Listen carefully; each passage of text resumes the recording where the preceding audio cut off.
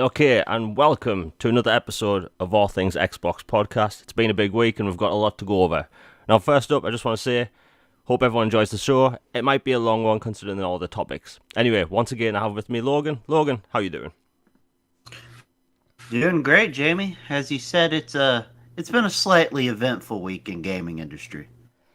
Yeah, just a bit. And, before we get into the big topics in a bit with the whole, Summer Games Fest and the Xbox Bethesda Game Showcase, I have another rant. And it's not about Square Enix. It has to do with all these, game reveal shows and stuff. And it happened today. Ubisoft posted last night that they're going to have a live Assassin's Creed stream to celebrate the 15 years of Assassin's Creed, which had me hyped, right? I love Assassin's Creed.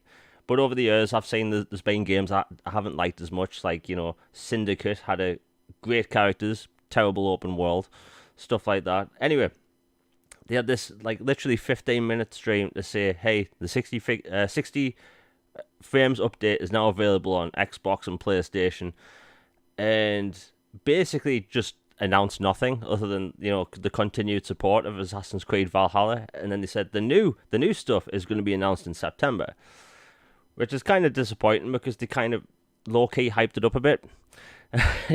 Like this time of year, we're used to all these new game announcements. And I'm Assassin's Creed fan. I'm used to seeing a new Assassin's Creed in the summer, but the fact I have to wait till September now, I'll admit, I'm a little bit salty. But I mean, I just wanted to go over that. Like, did you watch the Assassin's Creed stream at all? No, I haven't, but I've heard about it, and it kind of seems similar to like Capcom's stream they had last night, where they were like, "Oh, we have a Dragon's Dogma announcement," and then they go to Dragon's Dogma, and they're like, "Guess what? It's a 10-year anniversary, and we'll have an announcement later." And then that was it. It's like you have an announcement for an announcement. Like, what is this? Yeah, I mean, but we will get into, for people coming into the podcast now, like, we will talk about all the big stuff in a little bit, but, like, the Capcom thing last night was kind of laughable. like, they were hyping Dragon's Dogma fans up for about half an hour on Twitter, and it's like, we're going to get the new announcement. And they said, okay, stay tuned to the 10th anniversary event. It's like, okay, we see what you're doing. You're getting people in, I get it. Um, before we continue, just want to say if people enjoy the show, like, share, and subscribe. It really helps the channel out. And also, we have super chats turned on live, so if you want to shout out or to read any questions, just let me know. It really appreciated, and plus, it helps the channel out long term. Before we continued, I had this thing in the topics list of me almost getting a heart attack due to Splinter Cell. Now, I haven't told Logan about this because I thought it was quite funny, although at the time I was almost sweating. So, this time of year, we used to get new game announcements. The new Assassin's Creed is the remake, which we should be seeing next month if all the rumours are true. Now, I opened up Facebook yesterday because, yes, I still have a Facebook account. I know, don't judge. Just for, like, family stuff and that. But anyway, one of the top recommended things on Facebook was telling me new Splinter Cell announcement, and I lost my mind. I dropped everything. I was like, what's this? I'm missing a new game announcement. And it's like, find out what Sam Fisher's daughter did to join Fourth Echelon. And I'm like, this is a book? Like, they were advertising me a book about Splinter Cell, about, Sam Fisher's daughter.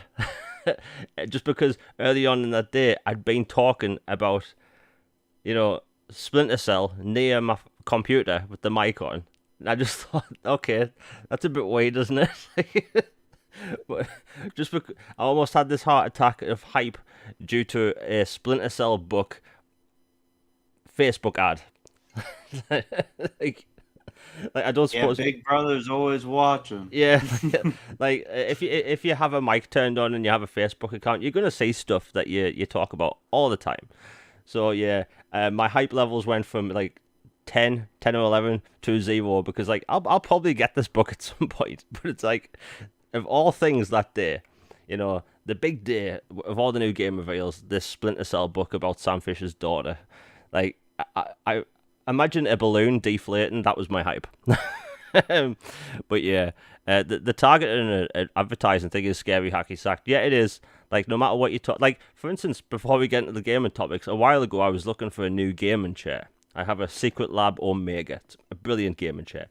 But I've been talking that day early on the phone And I was thinking, what gaming chairs can I get? And I went on Facebook, and they were just advertising me gaming chairs.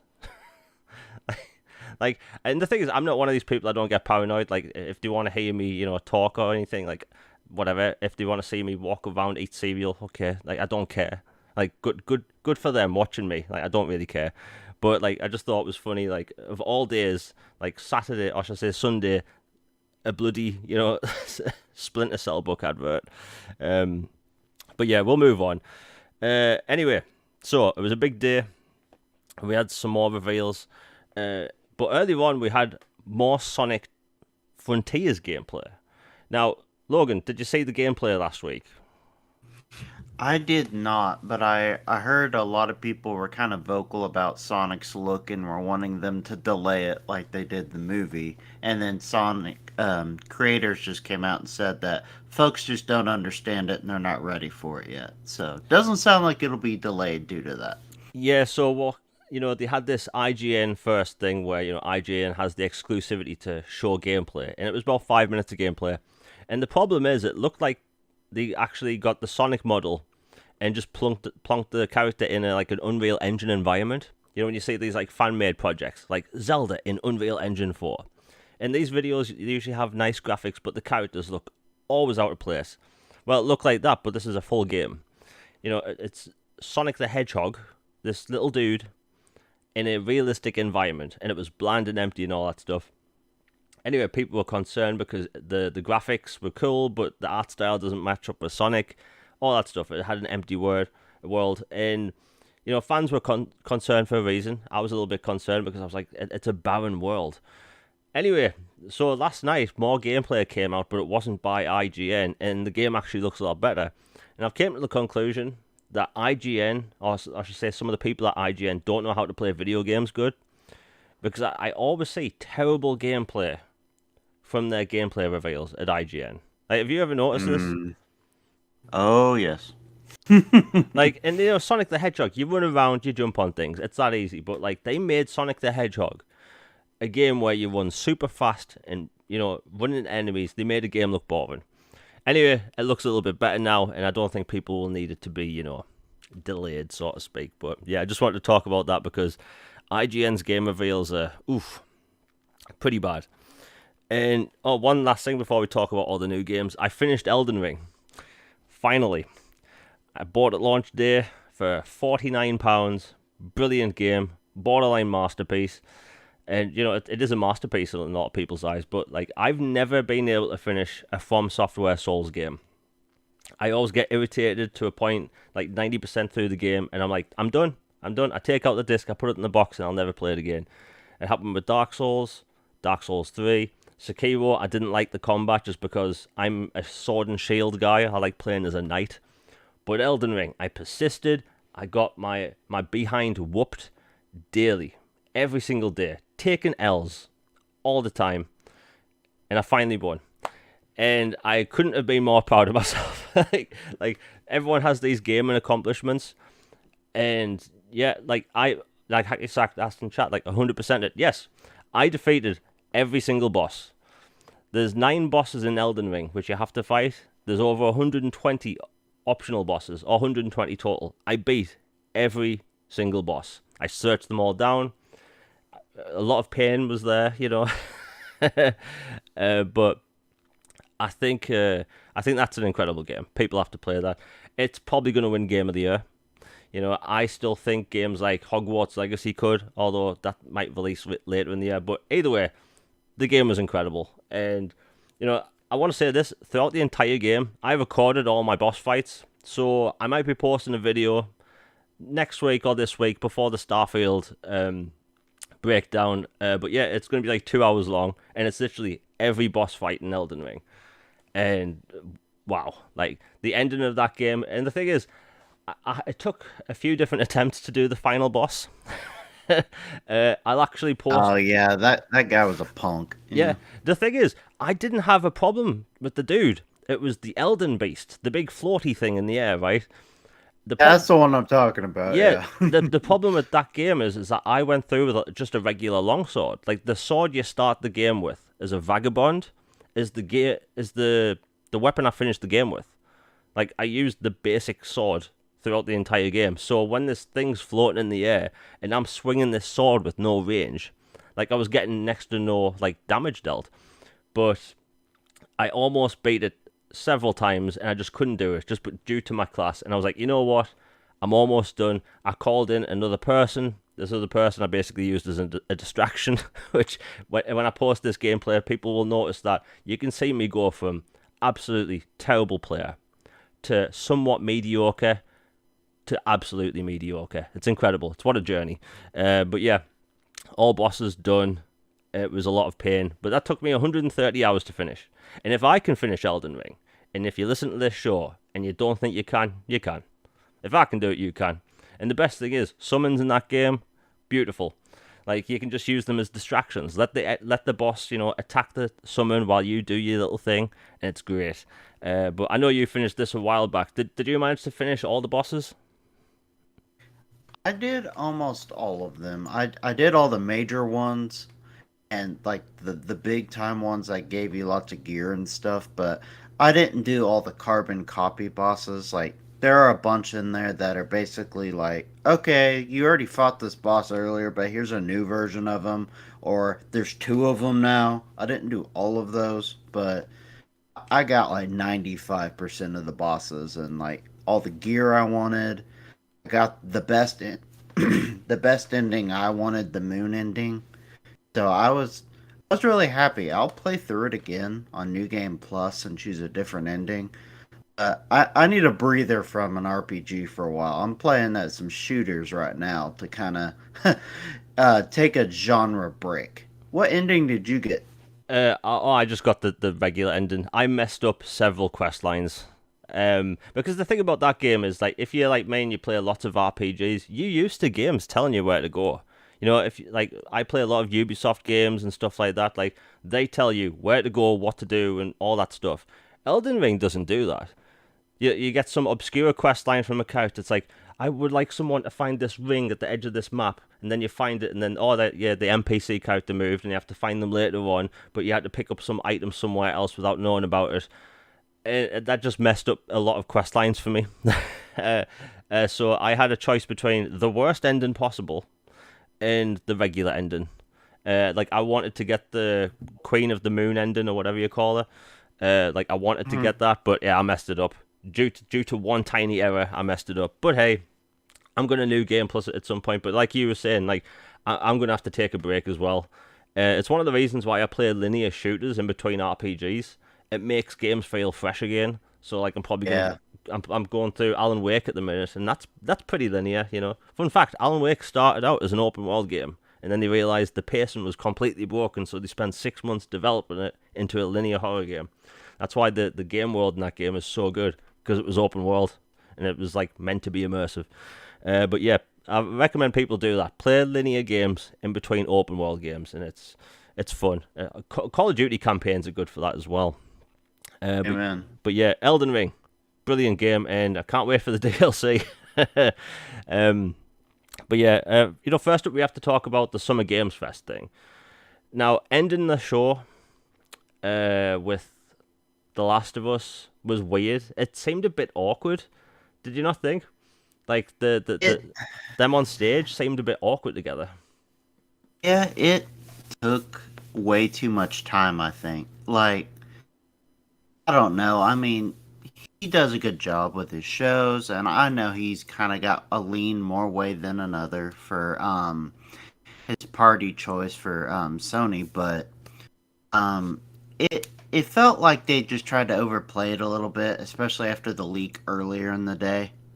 Kind of stole some of the thunder, so maybe they tried to give them more time, kind of just go on and on and on about it. But it kind of just felt like a bunch of air left the room when they went to that. It dragged on a little bit. I get it, but that's just me personally.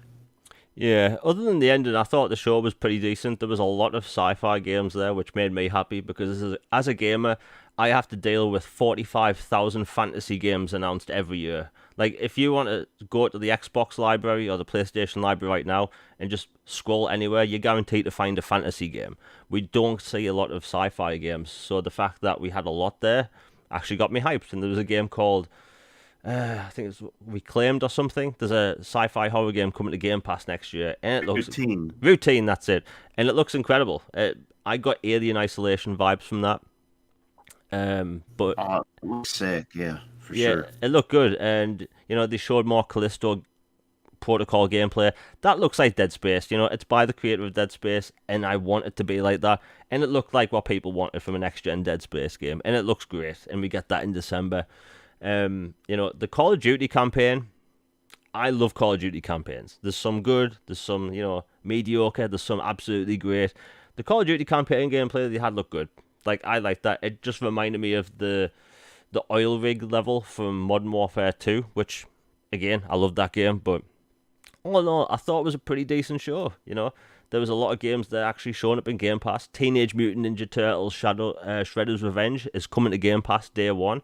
Did not see that coming. Right. Yeah, and after the announcement of it, it's going to be a limited run games reveal. It's going to have a physical edition, which you can buy, and it has like a voucher to get something off like a pizza, which is cool. But like, yeah, so if you could buy it digitally, play it in Game Pass, or get it physically, options are there. But other than that, there was some RTS games announced for Xbox there.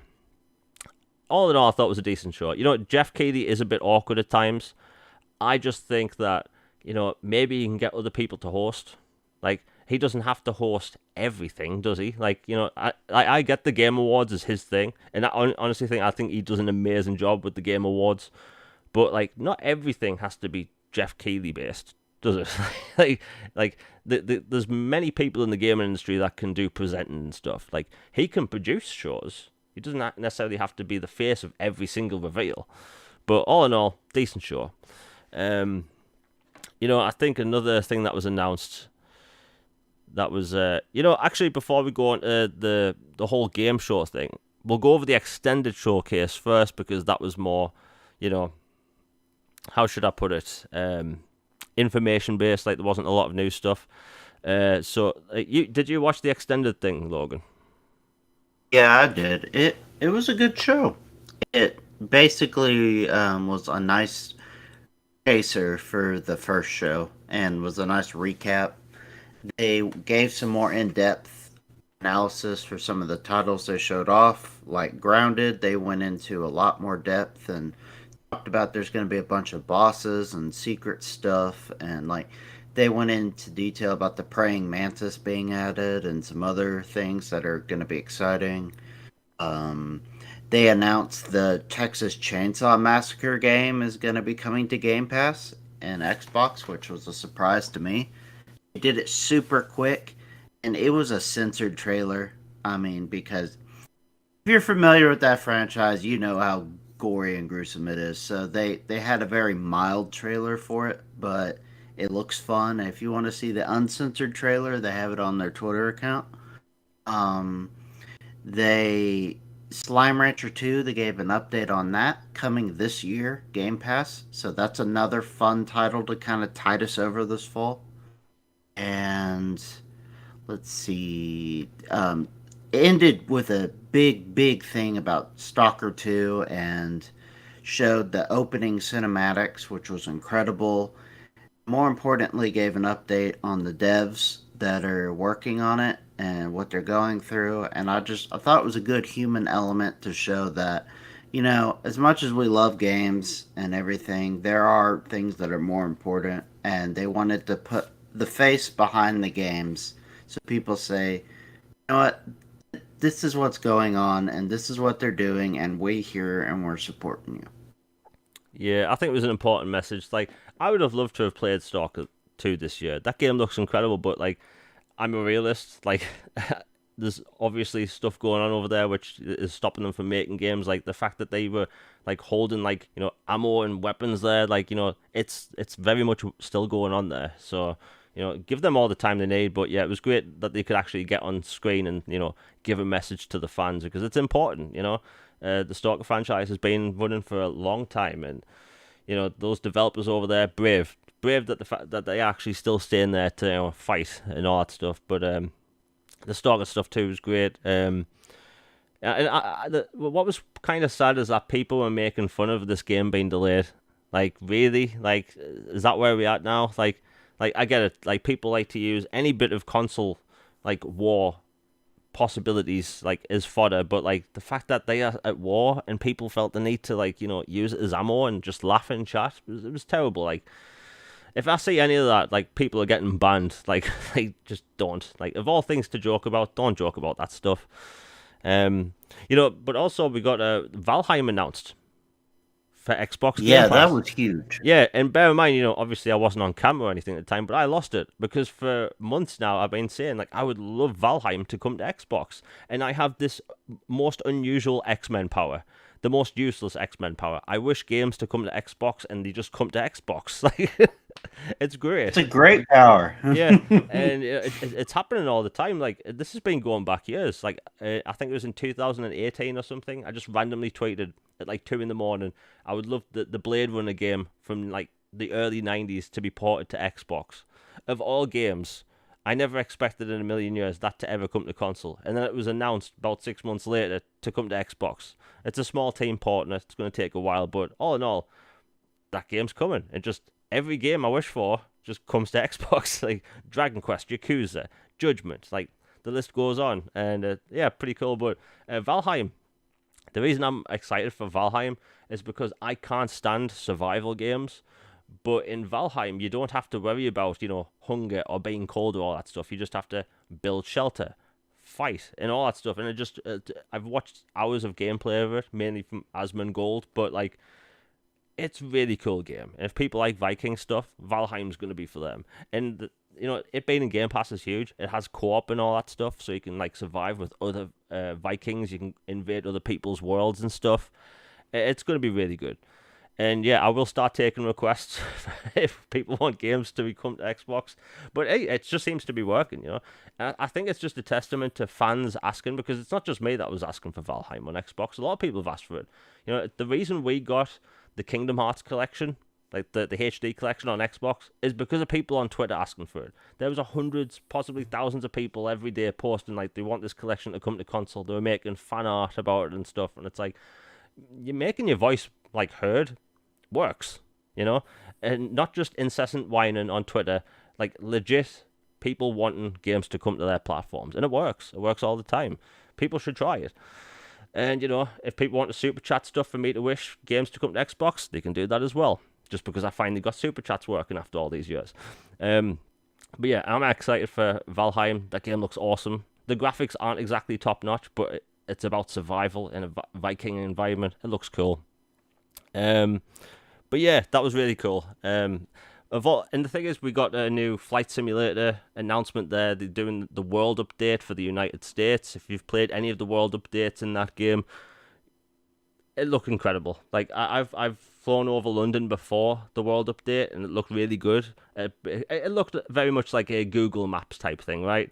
But now, it looks literally like London. I flew over Sydney before and after the update. Looked exactly like Sydney before, and looked even better now. But yeah, if people are into Flight Sim, give that a go. I think the update goes live tonight, or it might be now. But either way, if you like Flight Sim and you have over 100 gigabytes spare, like, download it, play it. But yeah, let's get into the show, because there was a lot announced there. Actually, before I get into the breakdown of the show, Pete Hines from Bethesda talked about Redfall and Starfield. And he made a good point that, like, Starfield, and I'm going to talk about this later, and people online right now are losing their mind about Starfield, about certain information that went live. It's too big. Yeah, and the truth is, it's not really. They start talking about Redfall. I should say Pete Hines was talking about Redfall.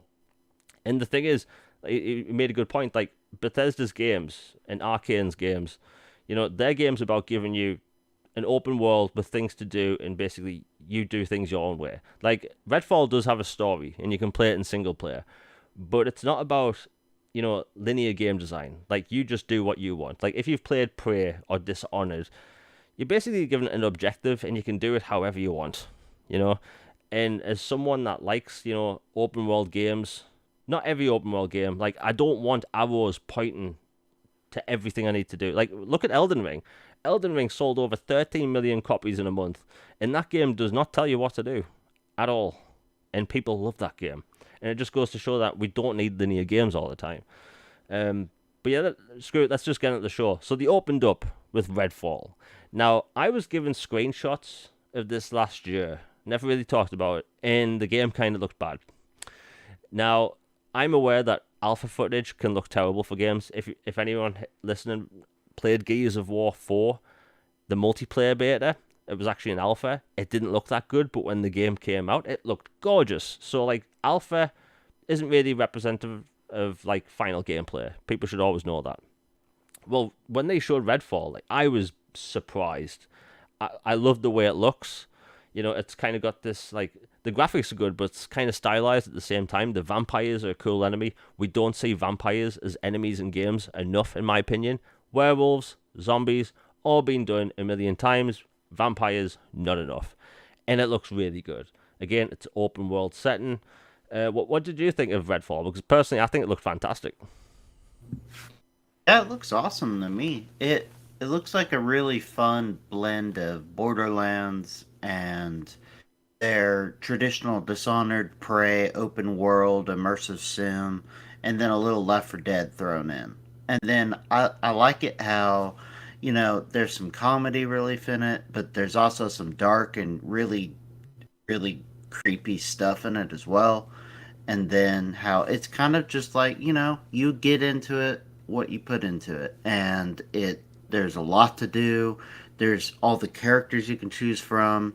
And in the update, in the extended show, Pete talked about how you can have a party of all the same four character if you wanted to. Like, you could have four Laylas and have all telekinetic and summons and this and that, or you could have the sniper guy, or have the mech with the potato robot looking guy, or you can mix and match, or you can just do whatever. You just have fun your way, and it can be as straightforward or as expansive as you want, just like Starfield. Yeah, I love the look of it. Like you were saying, it had, Back for Blood, Left for Dead thing going on, but also with the arcane stuff. But Borderlands is obviously a heavy inspiration, but the fact that, like, I would have loved to have played Borderlands as a stealth character with a, stealth sniper rifle, silent sniper rifle. You can do that in Redfall. And the fact that I can do that solo, I'm really interested. So that game went from, like, somewhat interesting to me to, like, absolutely day one play. Because I loved that. Honestly, I think it looked really good. And I think they did it. I think they did the game the right way. Like, they didn't really show us anything for months and months, for about a year, and then they showed us about 5 minutes of gameplay, and the gameplay looks super tight, super awesome, and yeah, I think it's going to be a good game. And I think that, when it comes to that type of game, I hope we get a beta of some sort, because I would love to play it early. I think a lot of people would love to play it early. But I think a game like that in Game Pass, and the thing is, Arcane, their gameplay is always good. Be it Prey, Dishonored, their games are just good. Arcane doesn't miss. Yeah, like, their games are just genuinely fun to play. And the thing is, their open worlds are so well done. Like, even though Dishonored is an open world, but, like, Prey, for instance, like, you can go anywhere on that space station, and it all feels connected, and it just works. And I don't know, like, I have high hopes for Redfall, and, beforehand, we just had the CGI trailer and a few leaked screenshots of alpha footage, but now, super hyped. And, the next thing we got was Hollow Knight Silksong. Now, this game has been rumored for months. The follow-up to, Hollow Knight has been rumored for months to be a Nintendo exclusive. Like, it's literally been everywhere for months. Nintendo's, like, apparently funding it. Well, apparently that's not the case, because it's coming to Game Pass day one. And that was a huge announcement. That got, like, over 500,000 views in about 12 hours. Like, you pretty much saw the hype of that, yeah? Oh yeah, absolutely. I'm mega hyped for that game. The first one's incredible, and I believe Team Cherry is going to take the second one to the next level. And getting that into Game Pass day one, that is a massive deal. Yeah, and I think, for the longest time, like, people say, like, oh, this game can't come to Game Pass or launch in Game Pass because, marketing rights, or it's just too big of a game. But really, nothing's really stopping any game go to Game Pass, Sniper Elite 5 launched in Game Pass, and apparently it's selling well. I think people just have to get over the idea that, Game Pass can do well. Big games can launch in Game Pass.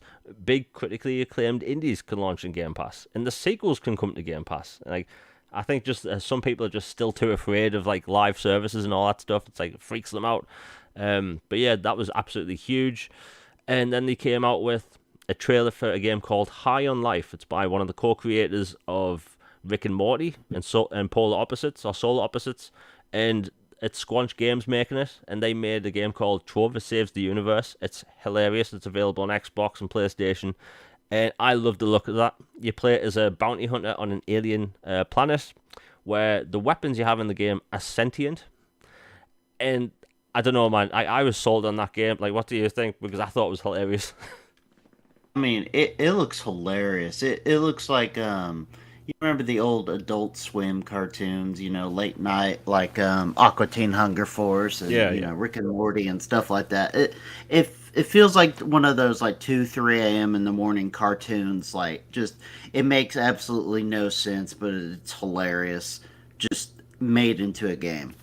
Like, you have this gun that kind of looks like a needler, but it's also like an orange fish looking thing, and then it grouches at you about something. Or you've got this dagger that, it's got eyeballs, and he's looking at you kind of shady. Like, it just looks hilarious. Yeah, I mean, that's went from a game I never even knew existed to one of my most anticipated games. And we get that later this year as well, in Game Pass. The thing is, before I go on with the rest of the list, I think, them coming out early on saying, look, we're going to have 30 plus titles coming to Game Pass that's in the show. That left a big impression, like, because if you only play games via Game Pass, like, I can't imagine how hyped those people are, because you're getting so much.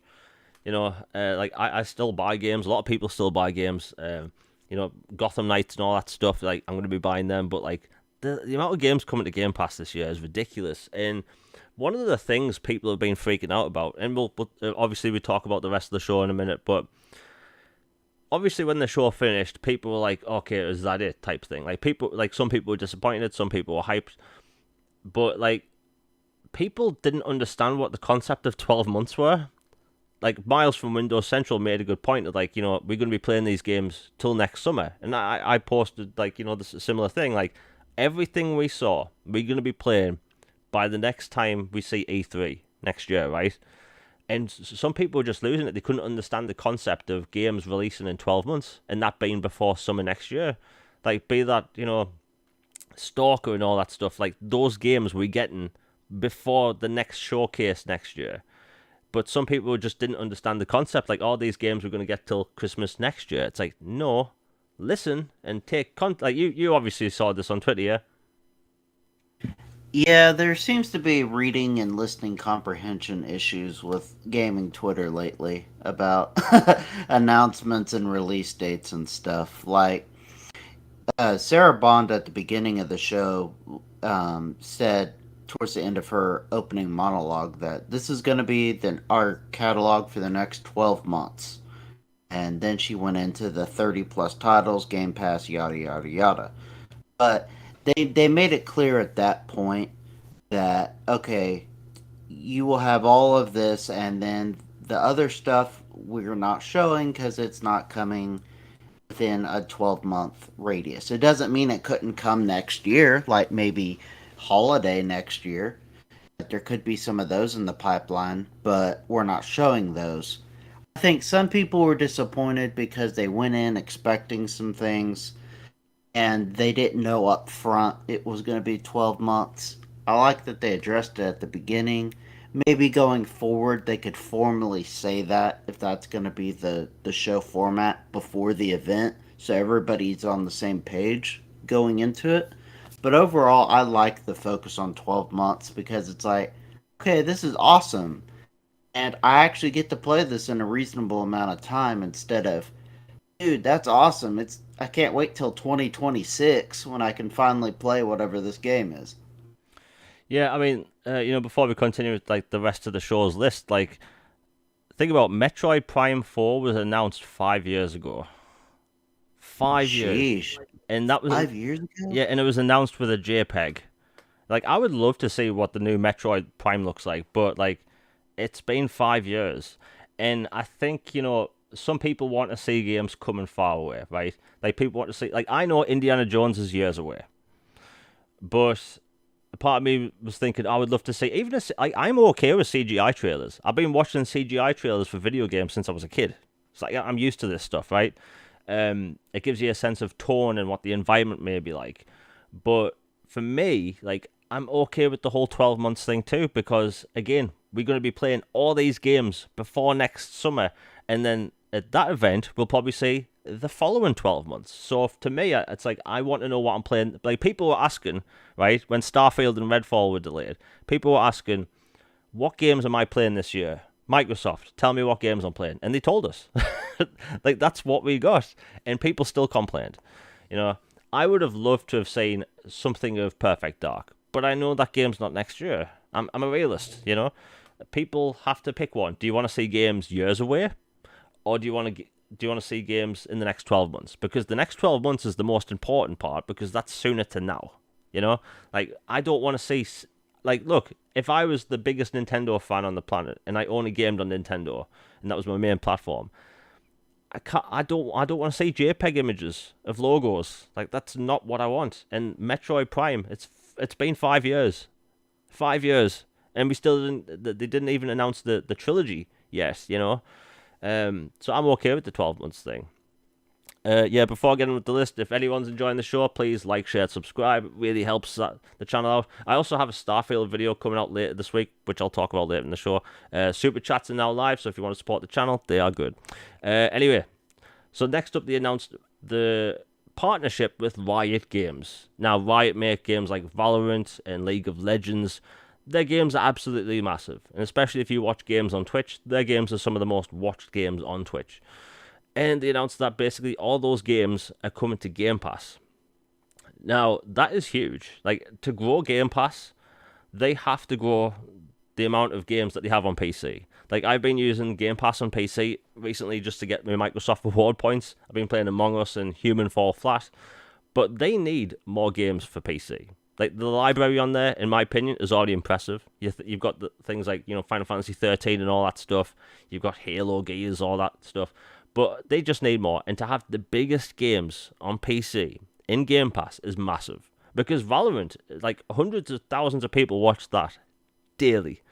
And even though it's not for me, I know it's a massive deal. And, League of Legends Wild Rift is also coming to console at some point. So I'm guessing we will also get to play that via Game Pass. But you saw the announcement, right? It is a big deal. Yeah, it's a humongous deal. Like Riot games are not my cup of tea, personally.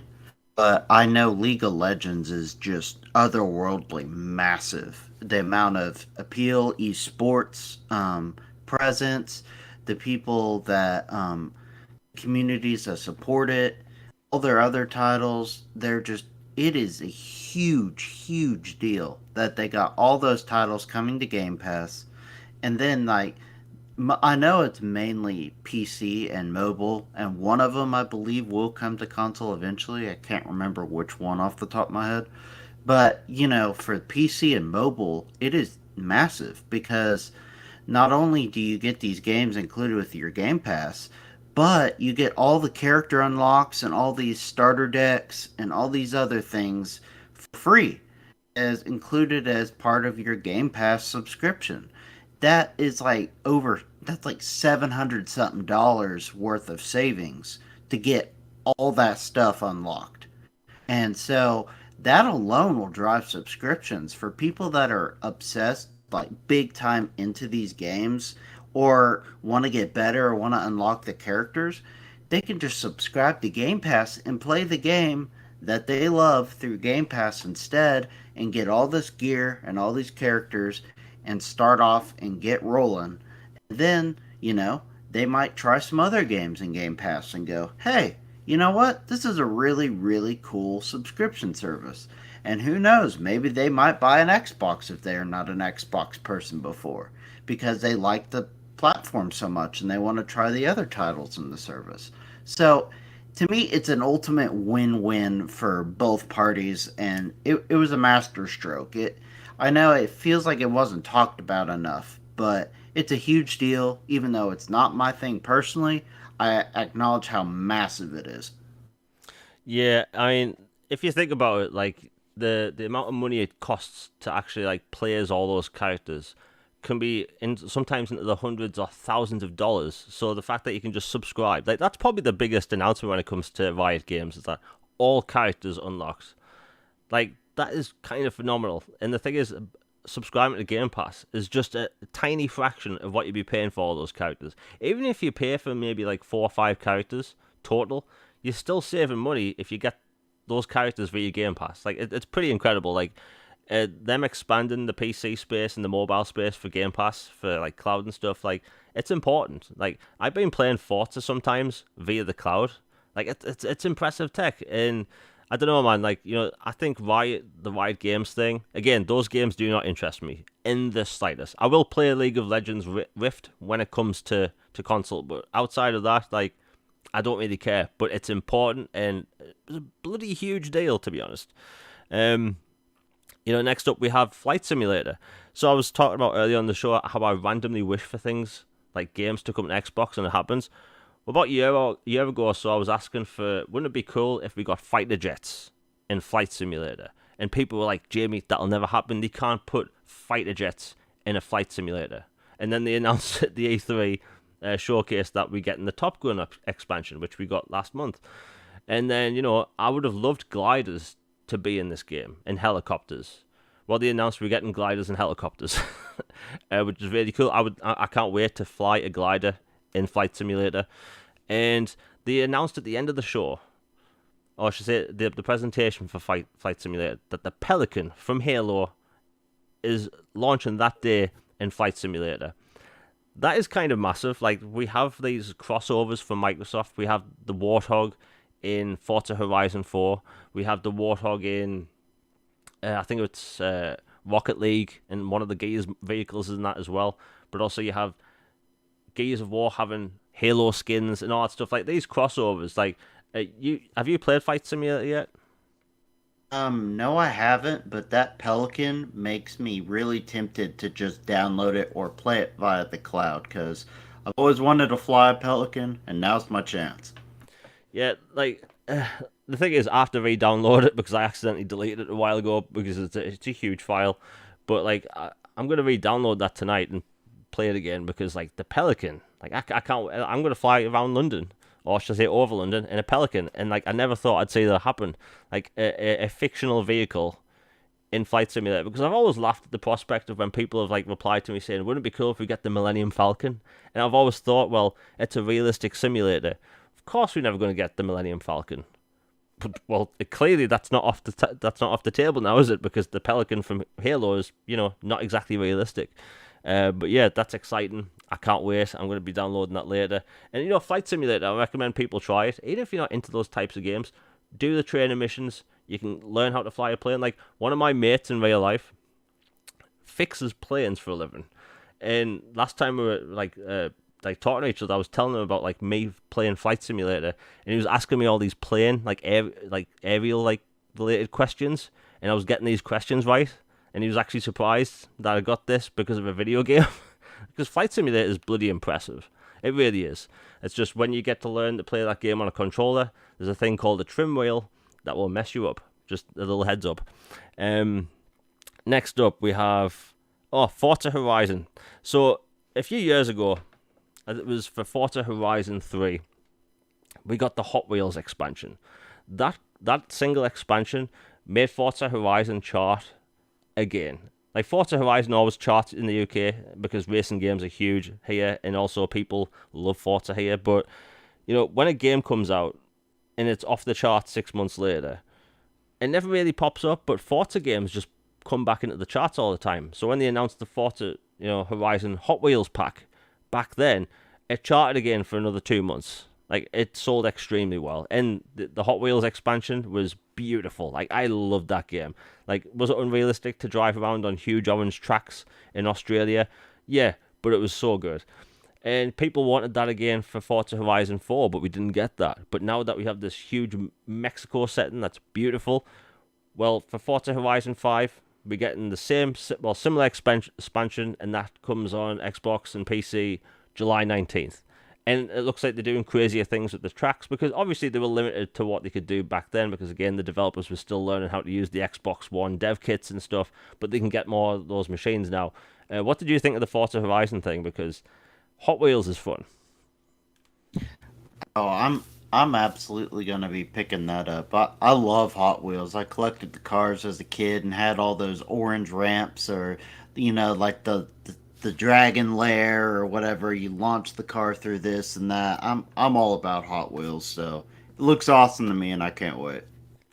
Yeah, and like I can't wait for that. I will wonder this though, like you know, Xbox Game Pass, it offers a ton of value, and I'm okay with buying expansion packs for games. I've been doing it for years. Like if an expansion looks interesting, I will buy it, even if it's in Game Pass.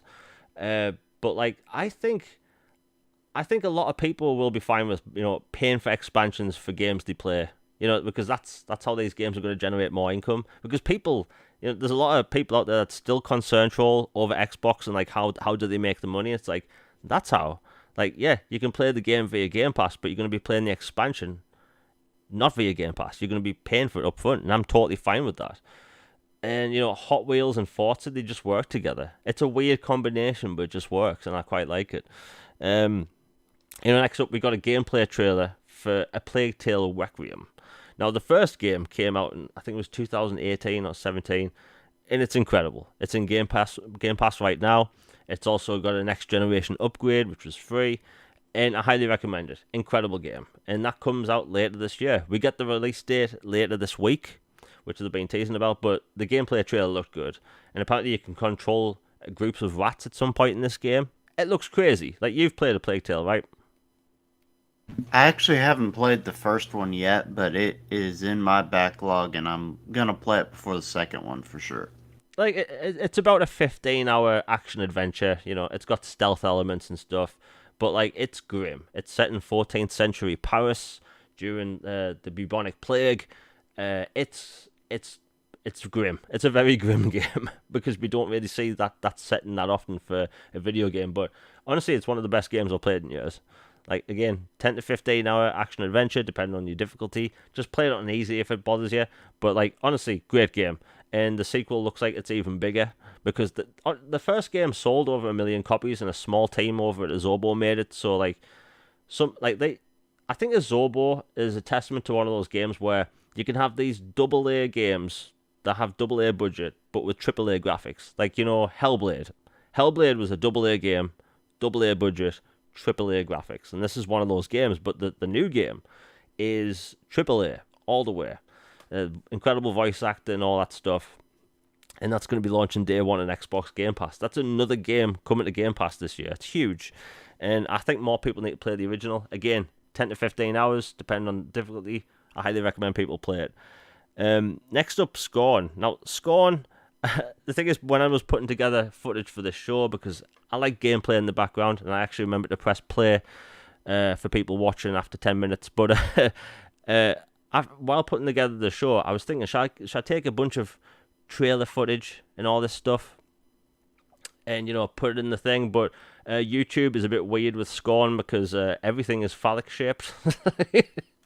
Phallic shaped and moist. Yeah, it's a bit gruesome and erotic at the same time. Yeah, that H.I. Geiger stuff. It I put it like this: unless it's like Xbox uploading it, like you won't see me upload Scorn footage. Like I'm not risking it. Like, but Scorn, it looks good. It's coming out later this year. It's October, and it's also day one Xbox Game Pass. Everything in that trailer and those trailers and pretty much every piece of gameplay that come out looks moist.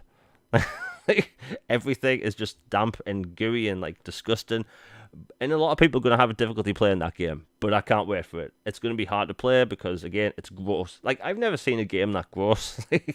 But I want to play it, so it's just a testament to like its horror setup and how interesting it is. Like, are you looking forward to Scorn at all? Because it is pretty gross. Oh, 100%. I'm a horror game and movie junkie, so I'm definitely looking forward to it. Like you, it it's one of the grosser titles I've seen. I'm not sure if it's the grossest, but it's definitely up there. It just I don't know something about it besides like you said all the phallic looking stuff. It also it feels like all organically gross and like moist and like humid and just dark and just oppressive and just earthy and I don't know. It's just shaping up to be a very unique and grungy horror game. It's like Alien, like the old Ridley Scott and James Cameron Alien, but taken up a level and like mixed with some more dark and foreboding concepts like put into a game and the fact that like everything's organic like your weapons like I don't know if he was like healing or if he was rebooting or what, but like he was hooked up to something and basically like ripped a umbilical cord looking thing to get going and get started, and then like the bullets are like teeth and just I don't know. It's gonna be fascinating and unlike anything. Yeah, like one of the guns in the game requires you to reload it with teeth and cartilage. Like it's really disgusting, but so cool at the same time. And I think that's just one of those things where with video games over like movies, like they can just do anything. They can take any concept and run with it. I would love to see the Scorn team after it releases make an aliens game, like a horror alien game, because they've nailed that H.I. Geiger vibe, and Aliens was all about that. Next up we have Project Pentiment. Now, this is a new RPG by Obsidian Entertainment. Now, beforehand, and Jez Corden from Windows Central has talked about this before. I've mentioned it on a previous episode of the podcast and a video. But this is a 16th century detective game, right? Pretty cool concept. But for the longest time, nobody knew what type of game it was. Is it a third-person game? Is it a first-person game? Is it an indie game or is it like a AAA game? Well, we saw it and it's a 2D game. And honestly, I was a bit disappointed when I first saw it, but as the trailer was going on, I actually really liked it. Like, I love detective stuff when it comes to video games, but we don't see that stuff often. Like, you had the detective missions in the Batman games, but that's pretty much it. There wasn't really many detective games, and honestly, I'm really looking forward to it. And that comes to Xbox this year, obviously, day one Xbox Game Pass. What did you think of Project Pentiment? Because I think some people were expecting something different. Yeah, like you and some others, I was kind of expecting something more realistic, like hyper focused graphics and kind of just like Renaissance era, you know, just running around and trying to explore. You're some inspector during that era, but when I saw it, looked like a storybook come to life, like those old English tomes you open and then ye old this and that, and you got all the language and the stained glass windows and the paintings and stuff from that era. It and that just come to life like it's popping out of the book. It really took me by surprise and captivated me. I really like it. Josh Sawyer is renowned for his writing and his creativity, and you could see it in full display in the game, like some of the dialogue choices, the background choices you can do. This is set over in the expanded show. He talked about it more, but this is set over quite a many years of this guy's life. It's various cases. It's not just one case, and just how he goes through various things. He's like involved in a church with. He talks to his father, and there's been this murder there, and then somewhere else there's been another crime, and you build your profile and your acumen over the years of solving all these cases, and you start off as just some artist in some little room writing a book, and then you somehow get involved in all this, and it definitely is a day one for me. It looks truly unique. Yeah, and that goes to a testament that Obsidian can make games of any size. Like the team making that game is absolutely tiny. So we're gonna see small RPGs from them. Tiny RPGs, side scrollers, all that stuff. Big AAA games. But I think it looks cool. I think with it being in Game Pass as well, other people will just be more willing to play it. Um, Another game that was shown there that was detective based, kind of, is The Last Case of Benedict Fox. It's a 2D Lovecraftian inspired game with Cthulhu and all that stuff, and it looks really cool. Again, day one Xbox Game Pass. I don't really need to say that for every title, but basically, day one game, and it looks really good. Like I'm okay with. The thing is, during the Xbox 360 generation, we were getting all these 2D games that were refreshing.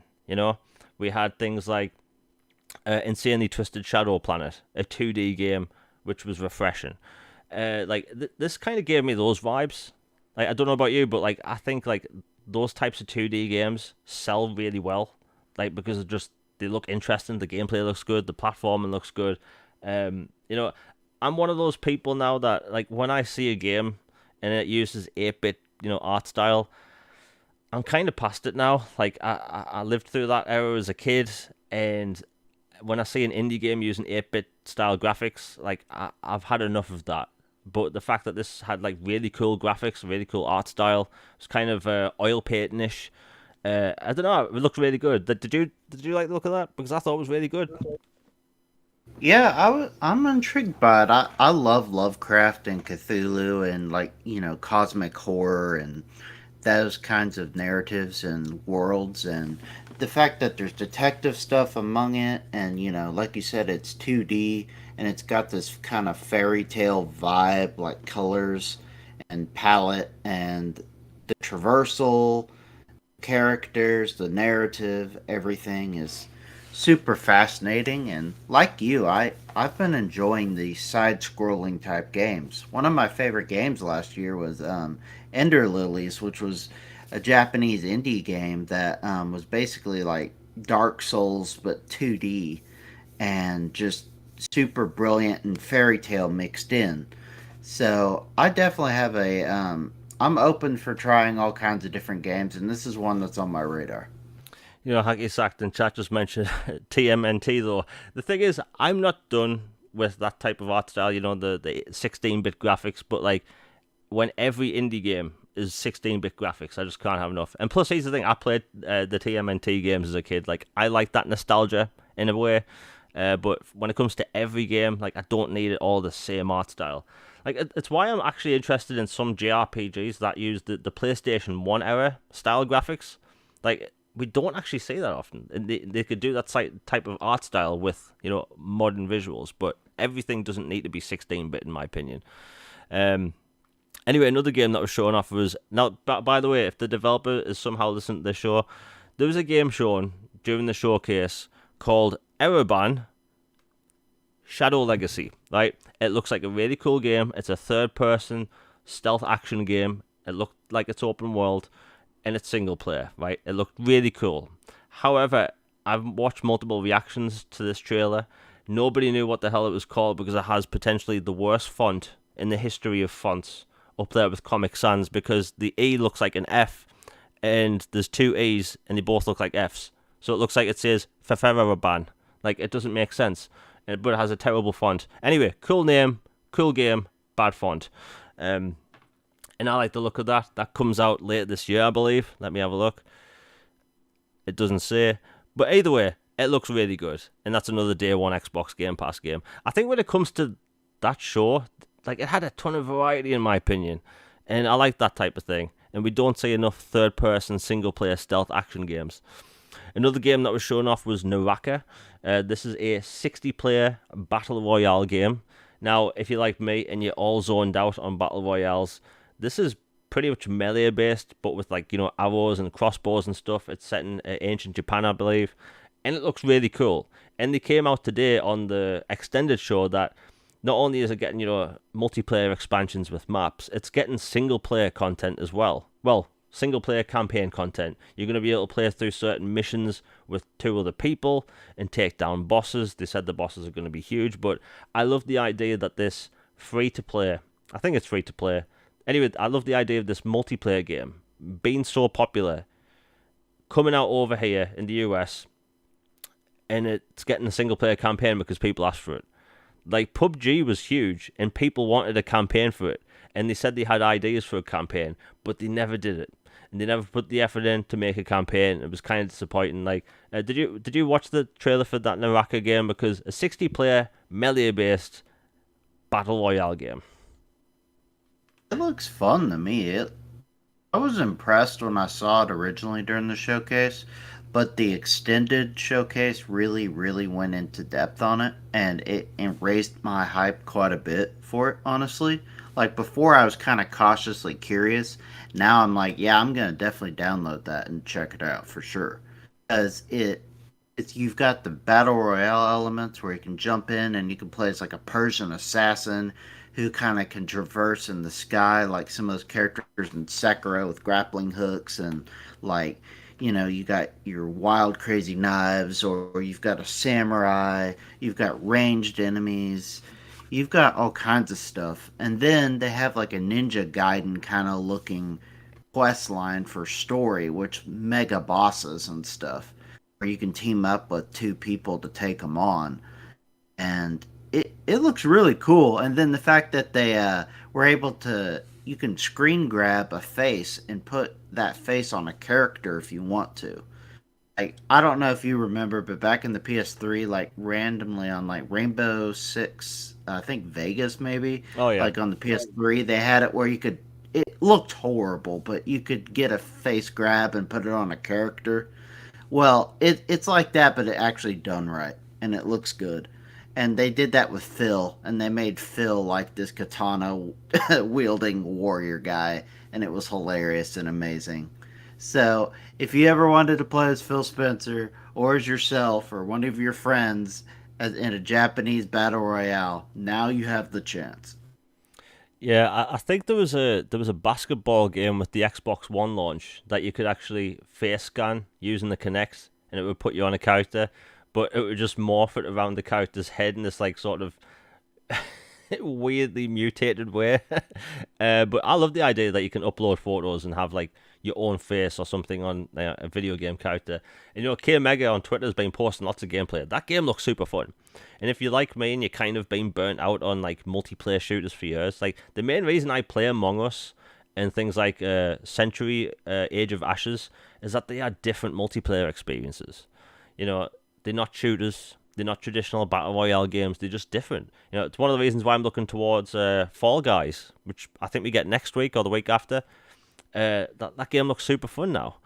But yeah, if people want to experience something different, download it. I think you can download the early access version. I'm not entirely sure, but there is a way to play it right now. Another game that was announced was Wo Long Fallen Dynasty. This is a single player game made by Koei Tecmo and Team Ninja. This is a huge game. It's coming to Game Pass day one. Big game. And I think a lot of people are looking at this thinking it might be Xbox's kind of Neo or Bloodborne. Because I think for the longest time, like, they've needed a game like that. A game that's either exclusive or timed, or even just going to Xbox day one. A Dark Souls-ish or, Neo-ish type game day one. Like, what did you think of that? Because it was a CGI trailer, but it had cool vibes. Oh, I'm so hyped for Wo Long. Ninja Gaiden was a series I really really enjoy, and I enjoyed Neo on the PS4. And I was really bummed that didn't come over to Xbox, but luckily I had a PlayStation as well, so I could play it. And I'm just glad that Team Ninja has returned to Xbox and that this is going to launch in Game Pass. It's a huge deal. I love the combat and the vibes of it. It looks kind of like a mix of Neo and Ninja Gaiden, where it's going to be brutally difficult bosses, but maybe some of the elements of the other games as well. So day one for me on that one. Yeah, the concept looked cool, and again, like Microsoft needs like a sort of Soul style game or action Soul style game to come to like Xbox in some way. Again, it doesn't even need to be exclusive. I don't even know if it's exclusive. I think it might be launch exclusive or something. But it's a good thing that Koei Tecmo, Team Ninja, you know, back in partnerships with Microsoft because it's been a long time. And right after that, we got the Persona announcement. Now, this thing has had probably one of the biggest reactions because like people wanted Persona to come to Xbox for a long time. It's been years. The last Persona game on Xbox, I think, was Persona 4, the fighting game. on the Xbox 360, so it's been a while. But the fact that we're going to be able to play Persona 3 Portable, Persona 4 Golden, and Persona 5 Royale Edition, like that is massive, like absolutely massive. Like, what did you think of this? Because like obviously you've been wanting Persona to come to Xbox for years as well. Oh, I was really hyped about it. Hold on. Sorry, the phone is going off in the background, but yeah, the Persona thing was huge. I've been wanting that series to come to Xbox forever. The fact that, and then there was that leak before, and you weren't sure if it was just going to be one title or two. But the fact that they got the mainline games, 3 portable version, and then 4 golden and 5 royale. So you got the best versions of all 3 of those games coming to Xbox day one into Game Pass is just awesome. And then Royale comes later this year. The other 2 are going to come next year. But the fact that they got a Persona game to come to Xbox, not only 1, but they got 3 of them, the mainline games, the best versions, into Game Pass was a huge deal. Phil doing it himself, going up there to talk about it and say, "We hear you loud and clear. Japanese games need a bigger presence on the platform. We agree. We're going out there and we're making a commitment to bring these to the platform." That was a huge sign of them listening to fans and feedback.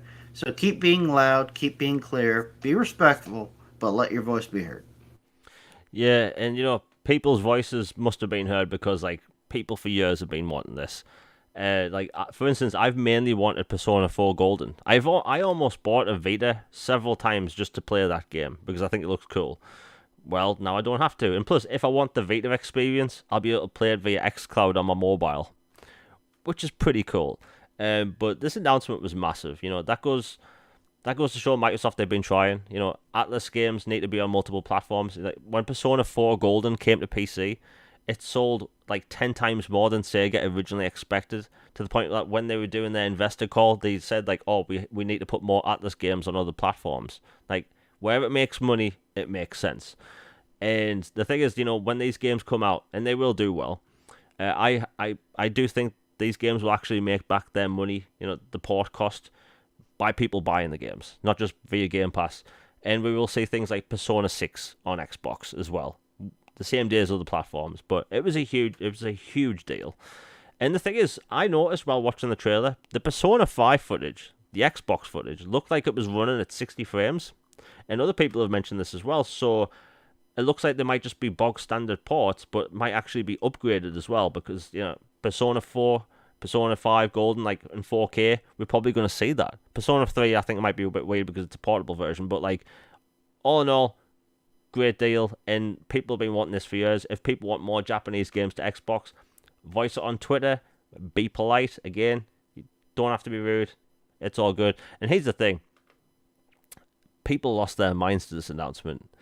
Like, you've probably seen the screenshots. Like, people like to take receipts on Twitter. Yeah, it's like insane asylum stuff. It's yeah, wild.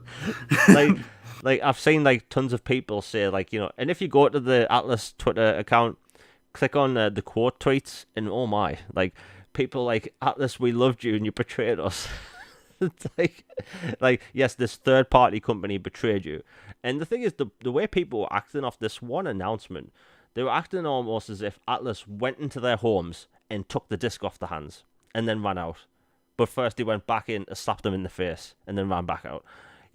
Like Atlas, like putting games on other consoles just makes sense. Like, and the thing is, I saw people really angry that they didn't get ported to the Switch first. Even though I do think these games will go to Switch as well. I just think they'll announce it at a later date. But like, people were so angry, so angry. I've never seen so much anger over a port, and it's like, it was incredible. And if people really like internet salt, just look at that certain tweet, and it's filled. It's like, I don't really like the Dead Sea pale. Yeah, like I like to fill my feed with positivity. I like positive stuff. I think we could all do with more positive stuff. But I'd be lying if I didn't say I spent an hour reading the salt online. Even Jez Corden was like retweeting some of it. Like it's bad. Like people were losing their minds. Like you betrayed us. We loved you. It's like no, you've still got your anime profile picture and you're 38. You know, it's like you've still got your game. You know, but people are just losing their minds. Yeah. And the thing is, I fully expect those games to be on PlayStation as well. Like because they've already got Persona 5. They just need Persona 4 and Persona 3. Those games going to PC as well is huge, and it's going to be available on PC Game Pass as well, which is awesome. And they come to the Xbox One consoles as well. But like, I think that was pretty much the only thing during the show, major, other than the Hollow Knight's Silksong thing. Like, those were pretty much the only two things that were leaks. And out of everything, like every single year, Microsoft shows leak in its entirety, almost every single year. But this year, it was just two things, which was nice. But yeah, Persona 4, Persona 3, Persona 5. If you play on Xbox, there you go. Although, funny enough, I did go on. I do actually stay away from Reset Era now because I think that place is it's a cesspit of despair. It really is. I think developers should avoid that place like the plague. But I went on last night to see what the threads were like, and there were people angry. Like they were like, if you want to play JRPGs, why don't you own a PlayStation? And it's like people want to play the games they want on their preferred platform. It's like if I posted on Twitter, I want to play Uncharted on Xbox. That makes no sense whatsoever. It never made any sense for anyone to ever say that. But if people want a third-party game like Persona or Yakuza, Dragon Quest, Final Fantasy, they should be allowed to play those games on their consoles. Like, I don't understand, like, third-party exclusivity doesn't make any sense, because the people that would already play those games on those platforms aren't getting any benefits. It's just less games going to those platform holders on the other side. Like, look at Final Fantasy 16, right? The people that would buy Final Fantasy 16 on PlayStation, they aren't getting anything extra. They're in the same boat as the other players. They are getting Final Fantasy. The only thing that's different is that people on Xbox aren't getting the game. You know what I mean? Like, there's no one actually benefiting from these third-party exclusivity deals. But if a game comes to Game Pass day one, that's a benefit right there. That's why I'm all about these games going to Game Pass day one rather than being exclusive. Like, they don't need to be exclusive, in my opinion. Things like, Yakuza and all that stuff. Like, Final Fantasy 16 should not be exclusive, but that's a story for another day. Anyway, while people were still losing their minds online, we had a big announcement. Now, Kojima. The partnership has been rumored for months. And the thing is, apparently Kojima went to Sony with this idea and they didn't want to do it. And unfortunately, after this announcement happened, Kojima and Kojima Productions had an onslaught of hate online.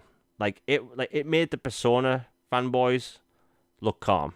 Like people were losing their mind to the point where Kojima Productions actually had to put out a post saying we are still in good friendship with PlayStation and all that stuff, and we're still working with them. It's like, that's embarrassing that the hate that they got was so bad, they had to make that statement. Like you saw all that, didn't you? Right? Yeah, it was an embarrassing moment for the gaming community. The fact that a third-party developer had to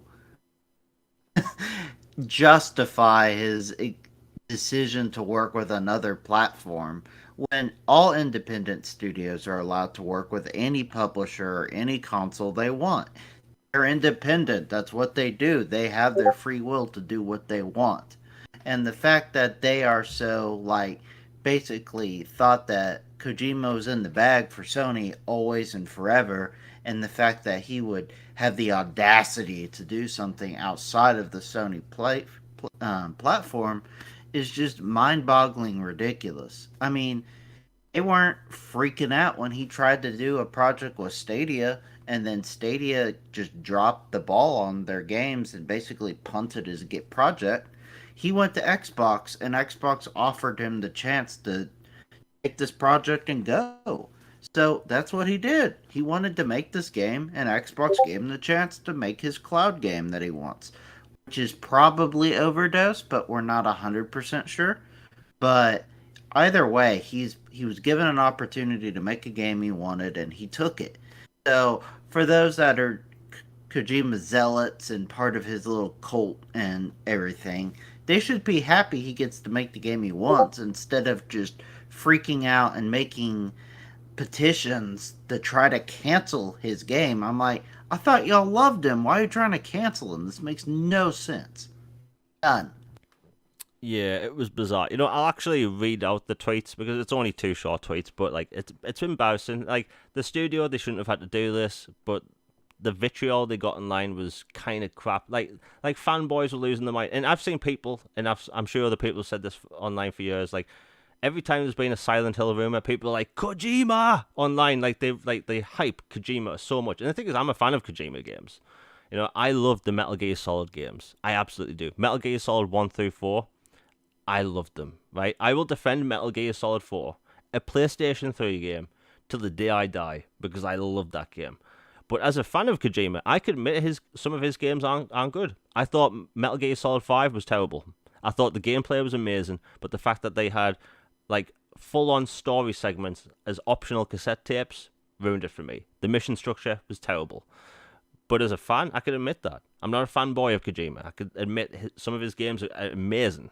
Absolutely amazing, but some are not that good. But yeah, before I continue reading this post, if you like the channel and the podcast and all that stuff, please like, share, subscribe. Super chats all live and stuff. I'm trying to get this channel to grow because podcasts obviously help with that as well. Have a video coming out later this week about Starfield. Anyway, continue. So Kojima Productions, the Twitter account, posted, as an independent creative studio, Kojima Productions will pursue working on creations for our fans. We will continue to explore various possibilities with games, movies, music through platforms that we evolve with technology over time, blah, blah, blah, blah, blah. Look forward to support. Fairly bog standard tweet, right? But the thing is, that tweet got hit. It got subtweeted, quote tweeted, people hated, and they had to put out this. After the announcement of our partnership with Microsoft using the cloud technology, many people asked us about our collaboration with Sony Entertainment, or whatever it's called. Anyway, please be assured that we continue to have a very good partnership with PlayStation as well. Hashtag Kojima Productions. That is so embarrassing that they had to put that out there. And the thing is, we've known for about 2 months now that Death Stranding 2 is happening. Norman Reedus online literally said, like, oh yeah, they're working on a sequel. So the fact that this game announcement, we didn't get a game, sure, there was nothing shown. There was not a logo. There was not a name. There was nothing. We were just told that Kojima is partnered with Microsoft and people lost their minds. And it was sad. But hey, I'm looking forward to it and I will be playing that game day one via Game Pass. Although I do hope they'll come, because knowing Kojima, it's going to have a crazy, collector's edition and stuff. Because like Death Stranding had a massive collector's edition. If you look at a lot of Kojima's games, they do have weird collector's editions, which are actually pretty cool, but I'm looking forward to it. That's going to be a strange horror game, I bet. Because, again, we were going to get a Silent Hill game by him. We won't now, but who knows? Maybe this is going to be the PT people wanted. I don't know. I'm excited.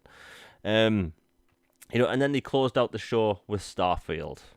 Now, I was expecting maybe a minute or two of gameplay. Because in the past, when it comes to Bethesda's RPGs, they show about 5 minutes, but I thought, well, with them pushing the game back, it might be 2 minutes. We got like 15 minutes of gameplay, and it was incredible. Like, I've been covering Starfield since it was, first shown last year with the in-engine teaser. And, I'm up to date with everything. There's stuff I know about the game that still isn't public, which I'll be talking about later in the week and in future videos. But, like, the game they showed was incredible. Like, the frame rate was not perfect. And, by the way, when it comes to a Bethesda RPG, I'm not expecting a brilliant frame rate. I'm a realist. Like I know the deal. But I thought the game looks fantastic. And they were showing us space exploration, space combat, on-foot combat. The on-foot combat looked surprisingly good to me. It looked like I bet there was people that worked on Doom combat, because that shotgun really reminded me of Doom. But yeah, Logan, what did you think of that? Because it was a pretty lengthy piece of gameplay. Yeah, going in, I expected maybe 5 minutes, like a little look into it because of the delay and everything. But and it completely blew me away. Just how just boggling gargantuan this project is. Like This is the sci-fi space RPG I always wanted as a little kid. Like being able to be an explorer and go to all these different places, and whether they're a barren wasteland planet or a thriving metropolis, or and then you have all these quests, weapons, abilities. You make and customize your own spaceship way you want it to. You have faction quests, people you can all ally with. It's like Skyrim plus Fallout plus No Man's Sky, just like all these things into one just brilliant package. I'll admit the gunplay looked a little janky to me, but with a year plus of polishing and patching, I bet they'll figure that out. But at the end of the day, you don't play Bethesda, or most don't play Bethesda RPGs for the gunplay. You want a really killer FPS experience. You're going with Doom or Halo, or you play in third person for Gears, something like that. RPGs, the exploration, the characters, the combat, the abilities, the worlds, the narratives, the lore, the stories, everything. And the fact that it was all in there, it looked incredible. I'm glad they're going back to voiceless protagonist. I mean, it wasn't a deal breaker in Fallout 4 by any means, but it allows you to have more dialogue choices and more immersive, and there's not the voice for the character, in my opinion, for Bethesda titles. But I really enjoyed what I saw of it. I can't wait for it. And to me, Redfall and Starfield completely justified their delay. They look great to me already for the most part. And I bet after the year of polish, they're going to be just downright killer. Yeah, the gameplay we saw at the start, like all the enemies were level 1 and the character hadn't upgraded the weapons or abilities, so like that was the start of the game. So the gunplay later in the game probably looks even better. And those were basically, I think those are beginner weapons because again, they were fighting level 1 enemies. But I thought it was really impressive. You know, during the gameplay, when you actually get out of the research base after the pirates have taken over, there was a ship coming down, which comes down for offer support for the pirates. Well, it turns out you can steal that ship and fly it. Like, I just found out about that today. Like, that's incredible. You can steal a pirate ship and pilot it. And that's incredible. But, you know, I think what they showed was great. Like, there's multiple cities in the game, which we'll talk about in a bit. But like the game looks great. Honestly, I think the graphics look really good. I'm seeing some complaints online. I don't get it personally. Like, if you look at something like Gears of War, a linear game, or even like something like Uncharted, or even something like Horizon, right? Although I don't think Horizon has the best art style. It's good graphics, but art style and graphics are two different things. But like those games can have like a super massively awesome detail. Like something like an open world space RPG can't have those graphics. Like it's unrealistic to think that. But I thought the new engine or the updated engine, the graphics look good. For the first time in a Bethesda RPG, the lighting looks realistic. If you've been playing Skyrim, Oblivion, Fallout, like for years, you know that the lighting in those games aren't particularly that good. But in this game, it looked good, and I'm good with it. The cities in that game look good. The multiple different planets look good. Like the thing is, this game offers more than I think a lot of people expected, like full-on ship customization. Not just cosmetics, but how it's laid out, how it performs, how the weapons perform and all that stuff. You can pilot the ship, the space combat looks good, there's space stations where you can dock, refuel, and even have combat on space stations. And then they talked about the size of the game. Like, when they start talking about the size of this game, I thought originally, going off everything they've talked about in the past, and all the things on their press sites and all that stuff. To me, I was getting Mass Effect 2 or Mass Effect vibes, where each planet would be basically a square map of, things to do, right? And that's kind of what you do on Skyrim, or not Skyrim, Mass Effect, the first game. You go to a map, an uncharted world, there's a square map, and there's about 2 or 3 buildings on. And there's nothing else to do there, it's just there. just so you can drive around on. I was expecting that, or at least maybe a few maps the size of like half the size of Skyrim on each planet. But no, you can go to every planet in the solar system, and then you can go to every planet that's available in over 100 solar systems, which is over 1,000 planets. Now my jaw hit the floor because I love sci-fi RPGs, but we don't get a lot, right? Yes, there's Destiny and all the online stuff, but when it comes to pure single player RPGs, this is incredible. But of course, online people had to complain. I've seen people complain saying it's too big, and it's like we have No Man's Sky that has 18 quintillion planets, right? That's a real number. Nobody really complains about it, and that's all like procedurally generated, and they do use procedural generation. But the thing is, Bethesda have used procedural generation since Morrowind. It's just people think of it the wrong way. Like a lot of games use procedural generation. Not everything you see in an open world game is handcrafted to a T. A lot of it is usually procedural generated. But they came out today and talked about how there's 4 different cities and all that stuff, and people losing their mind saying, "Oh, there's all these planets barren now." It's like there's 4 handcrafted cities, but a lot of the planets probably still have towns, bases, and all that stuff. Refineries, and they even showed some of the refineries and towns in the end of the trailer.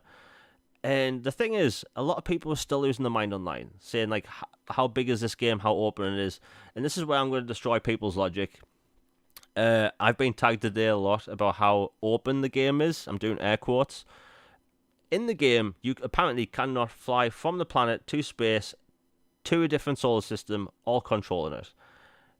And people are losing their mind, saying, "Oh, well, they lied." It's like, no, I follow astrology. I'm interested in astrology. Sorry, astronomy. I've got too much on the brain today. And, I've been following sci-fi since I was a kid. If you play Elite Dangerous, right, it's literally a 1-to-1 size scale of the Milky Way. If you want to travel to a different solar system without using light speed, your bones would be dust in real life by the time you get there in game. The vast emptiness in between solar systems is so big that you can't even imagine it with the human brain, right? So, did people really think that there's going to be millions, trillions of miles of nothingness in between solar systems? Like, the best way to do it is have instances. So you go from one solar system and you go to the next. There's nothing to do in between solar systems. If you watch any sci-fi show or film, there's nothing in between solar systems. There's nothing. There's asteroid belts and all that stuff, but there's nothing. And, again, I played Elite Dangerous. I played No Man's Sky. There's nothing to do between solar systems. And in No Man's Sky, you go from planet to planet to planet in the solar system to the solar system. Like, there's nothing to do in between. So having instances is the best way to do it. What do you think about that, Logan? Because, again, a game gets shown, people have to complain. Yeah, I'm so burnt out on constant negativity and criticisms of stuff. Like, I get it if something needs to be addressed, address it. But like, it feels like people are like, magnoscoping and trying to just nitpick everything and just trying, and people realize that, the devs and the creators have a vision and they're putting something. It might be different than what your vision for it was before it was announced, but it doesn't mean it's not a good vision. Like, they have a reason for doing it the way they're doing it. Like, Todd Howard went in depth in another interview with IGN that they did look at doing the seamless flight where you can just hop in your ship and you fly into the atmosphere and then you go into space and then you fly to different planets. But he said the amount of resources and time it would take to master those mechanics and to seamlessly put them in there for all the planets and all the solar systems that they have, he was not worth it. And he was saying the amount of time and resources we could use from that, we could put on other things. And he said, in our experience, that wasn't the thing that most people cared about to begin with. Like, for example, Mass Effect. Like, your favorite trilogy of all time, probably, and one of mine. You get into Normandy, you fly up, and then it's a loading screen. You go into the galaxy map, you choose a place, you have a loading screen, and you land. Like, Would it be cool to fly and do that? Sure, but am I bummed that I can't? No. I don't care. It's cool that I get to go to these planets and I get a spaceship and I can fly around and stuff. So, me, I think the criticisms about that were way overblown. And then the idea of it's too big, it's too massive, like, oh, this game must be hollow. I mean, like, like in our universe and all these other galaxies and all these things, like how barren a bunch of these planets are, and like some aren't even solid. There's gas, there's ice, there's this, there's that. Like, there's gonna be planets in this game that are barren, of course, just like there are in real world. And then there's gonna be some with life, and then some that's kind of a mix. And then you've got the modding community who can go in and build stuff on these planets. There's going to be a reason for the way it was made, and I have faith in the developers that they put it the way they did for a reason.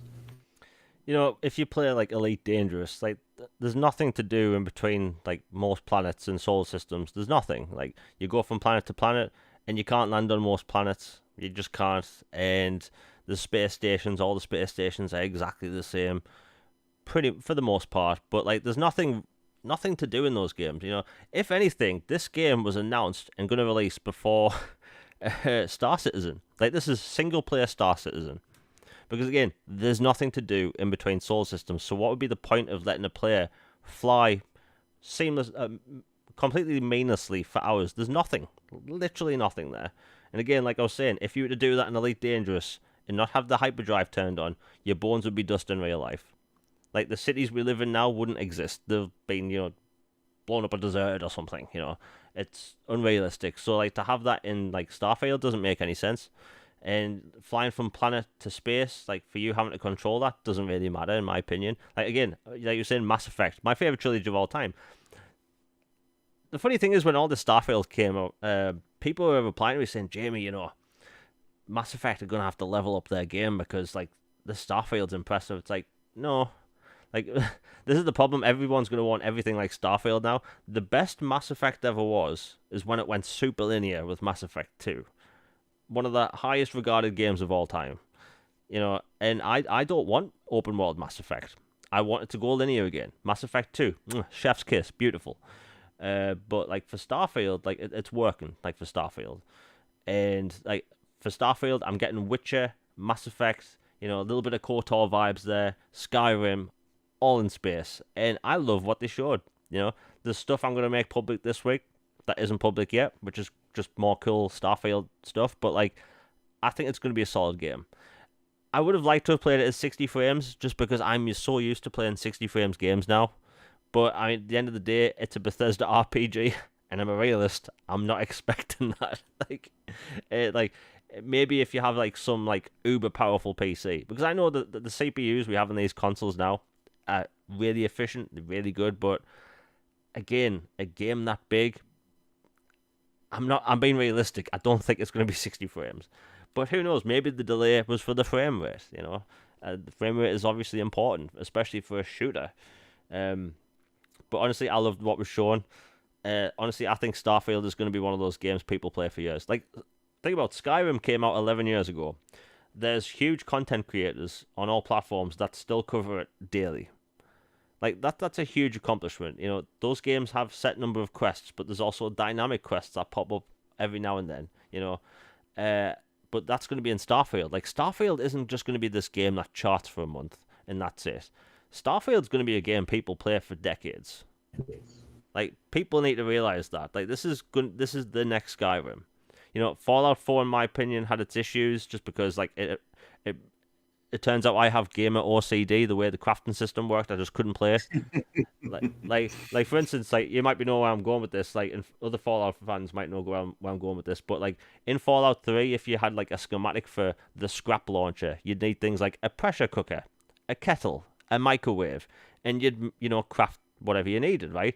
But if you wanted to do the same thing in Fallout 4, they made that instead of picking up certain objects to craft things, objects were made of different materials. So a kettle would be made of glass, metal, and wires. So schematics in games basically said, okay, you need these amount of wires, this amount of glass and metal. So they've turned every piece of scrap in Fallout 4 into something that you could need, which as someone that has OCD and gamer OCD, that made me want to hoard everything. I was over encumbered. I'm not even kidding. In about a minute and a half playing Fallout 4, like I just couldn't play it because the scrap system. But the way the scrap system works in this looks like they fixed that. And honestly, it looks good. There's even like a new lockpick mechanic. And by the way, I love lockpicking mechanics in video games for some reason. I can't do it in real life. That's not a crime related thing. You can buy little lockpick sets that are like, see through. But like lockpicking things in video games, I love. I absolutely love. I love those mini games. And it looks like they did a futuristic take on it. It looks really cool. Honestly, I loved what I saw. That game is next gen. I've seen the question come up online. Is it next gen because it doesn't have, super realistic HD 4K texture visuals? Well, no. I hate this prospect or the idea that a next gen game, air quotes, just means visuals. Like I can't stand that. I cannot stand that. Like that. Like if flying into space and creating your own spaceships from the ground up and traveling from solar system to solar system isn't next gen, then I don't know what next gen is. Like, is it just shiny, pretty visuals where someone has, peach fuzz on the face? No, that's dumb. Like, if next gen's that, I don't care about next gen. Next gen should be more than pretty visuals. Remember, before these consoles came out, people weren't talking about visuals. They were talking about loading screens and load times with the SSD. They weren't talking about pretty visuals. But when it comes to pretty visuals, they don't want to talk about Forza Motorsport. By the way, we didn't mention Forza Motorsport. They showed a trailer. It has ray tracing on track. It looks incredible. Full car damage now. We haven't had full car damage in years. And it looks super realistic. Like, do you like Forza Motorsport? Because I know people are on either side of the fence. I'm personally not a racing sim guy, so I don't play the mainline Forza games. I like Horizon and the more arcadey games. But visually and technologically, I was blown away by what they're able to do. Yeah, like, personally, I think Forza Horizon is just fun. I like to play outside of the cockpit, so like third person view in Forza Horizon. But Forza Motorsport, I have to play in first person. I don't know why. I don't know why I have to do that, but I just keep crashing and stuff. But Forza Motorsport is just like a pinnacle of like how you show off your console. And the visuals were insane. The screenshots out available now. I posted some last night. Like, those games look great. And the realistic physics, all that stuff. Like, so if people want to talk about next-gen visuals, they won't talk about Fallout. I should say Forza Motorsport. But they'll bring up Starfield because it doesn't have realistic visuals. Although you can fly to space, customize your spaceships, have multiple bases on each planet, hire people to work in those bases, hire people to work on your spaceships, but that's not next gen. Like, that's dumb. All in all, I thought the presentation was really good. My only disappointments were, and there aren't many, I was 99% sure that Wolfenstein was going to be shown. I thought Avowed was going to have some sort of gameplay trailer. And the other thing, I thought that we were going to see potentially 1 versus 100 return. That's literally it. That's my only disappointment, is that we didn't see those three things. Like, did you? I know a lot of people were on the fence about this show, but honestly, I thought it was a stellar show. Could it have been perfect? Yeah. I don't think any show has ever been perfect. I think the closest to perfection when it comes to gameplay presentations or game show presentations for Microsoft was E3 2018, followed by last year's show, and I put this third. I thought it was really solid. Yeah, I give it a high B or a low A. I thought it was a good show. Um there were a few things I would have liked to have seen, but them not being there wasn't a deal breaker. It just, I would have personally liked to have seen them like Avowed, but it's clearly not within the 12-month timeline. Wolfenstein would have been fun, or Quake, some of those distant titles. Um, like everybody else that, has nostalgic for GoldenEye, I was kind of hoping that would make an appearance, but maybe they're saving that for the 25th anniversary in August. Or maybe Nintendo controls the announcement. Like, Microsoft and them have worked something out and Nintendo gets to announce it. Maybe that's the case. I don't know. Would have liked to have seen that. I mean, there was that banjo thing that came out the day before, but I haven't lost faith that banjo is coming, but it would have been cool to see it, but it's okay. All in all, great show. There, almost every single game at the show was something I would want to play. There were very few titles that were like, that's not my interest, but looks good for somebody else. Like 90 something percent of them were ones I was interested in and want to play. So to me, that's a pretty good showcase. Yeah, I thought it was pretty good. And the thing is, people were keep mentioning titles that are obviously years away. Like they said, next 12 months. Like from now till the next showcase next summer, I should say E3. Like there was a lot there, and almost everything there was for me. There was even a game that I wouldn't usually be interested in, and that was a mech game where you farm using a mech. Now, to me, that sounded pretty cool. I will give that a go. But all in all, I think it was a good show, and I think the GoldenEye thing's still going to happen this week. Like Nintendo's been, I think I have a theory, due to all the licensing stuff, that Nintendo has to announce it coming back, because I think that they're going to get the port of the original game, and the remaster is going to be on Xbox. The achievement list went live for a reason. People have played those games, I should say that game for a reason, and tested it. It's coming back. Again, Nintendo are rumored to have a gameplay show sometime soon. It might be this week, it might be next week. Here's the thing about Nintendo. They announce things 24 hours in advance. So they could come out tonight and say, oh yeah, there's a show on Friday or Thursday. And we'd have little time to prepare. But I'm 99.9% certain that we will still see GoldenEye announced soon. Because it's, 25th anniversary or something? Is like, I think it's August. So it would make sense to announce it then, I should say at Nintendo's show, and have it released on platforms in August with its 25th event.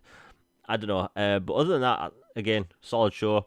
I do think we could still possibly see the Final Fantasy thing this week, because Square Enix is holding the thing on the 16th, I believe. It's weird because you think Square Enix would want all eyes, like Xbox-focused eyes, to have it announced at the Xbox show, but again, I thought it was cool. I thought it was a good show. My only disappointments this week was Ubisoft doing a 10-minute show to announce nothing other than Valhalla content. Capcom's showcase had nothing new. We got Resident Evil 2, 3, and 7 next-gen upgrades. They are available now. And by the way, if your console hasn't got them yet, just restart your console. You should get the downloads.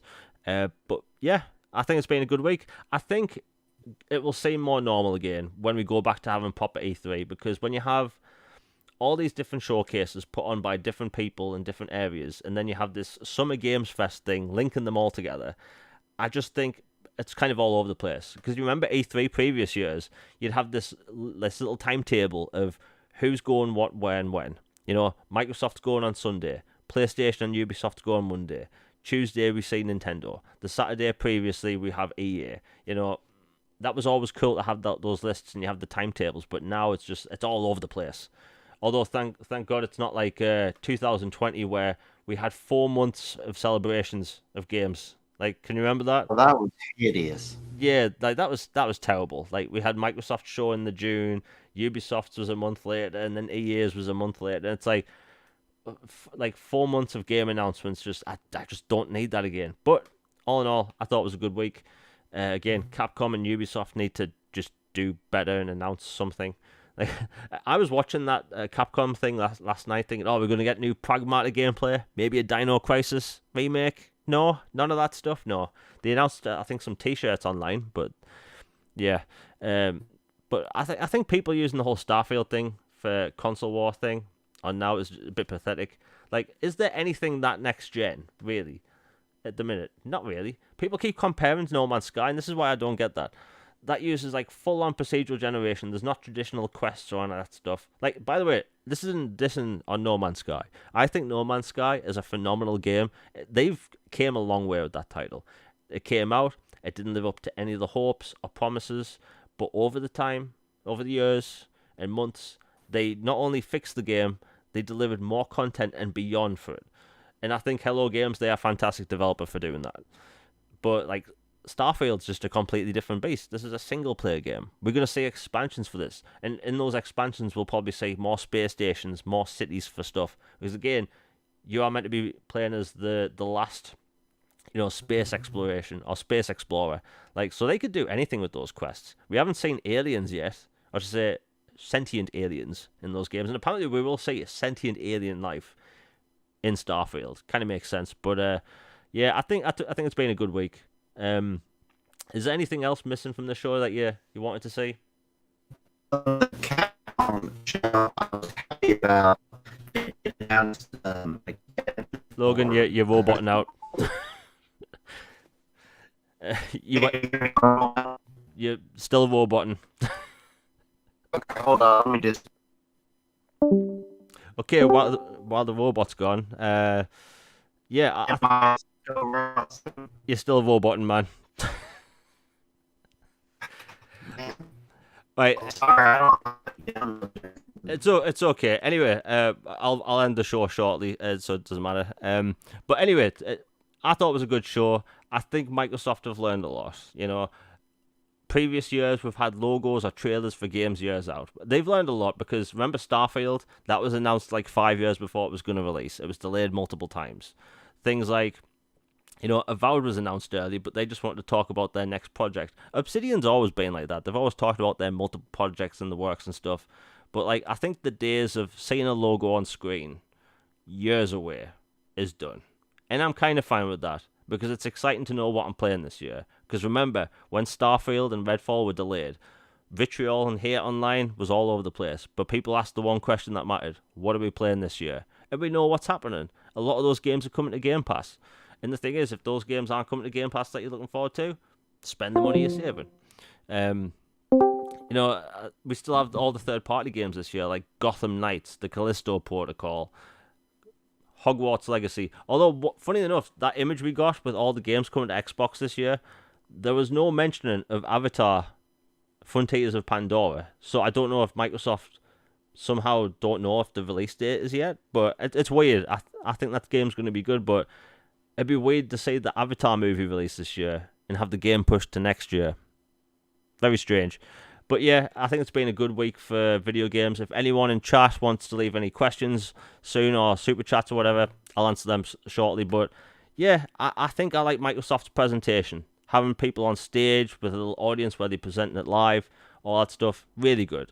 I thought maybe the Jeff Keighley showcase was a bit weird because if you paid money, you could watch it on IMAX. And I couldn't imagine spending money to watch that, like, Summer Games Fest thing at the cinema. It was weird. I will talk about the release dates. So Redfall and Starfield are still apparently coming out early 2021. I cannot see Microsoft releasing those games within the same 3 months, right? So I think we will see January for Redfall. This is just a little prediction.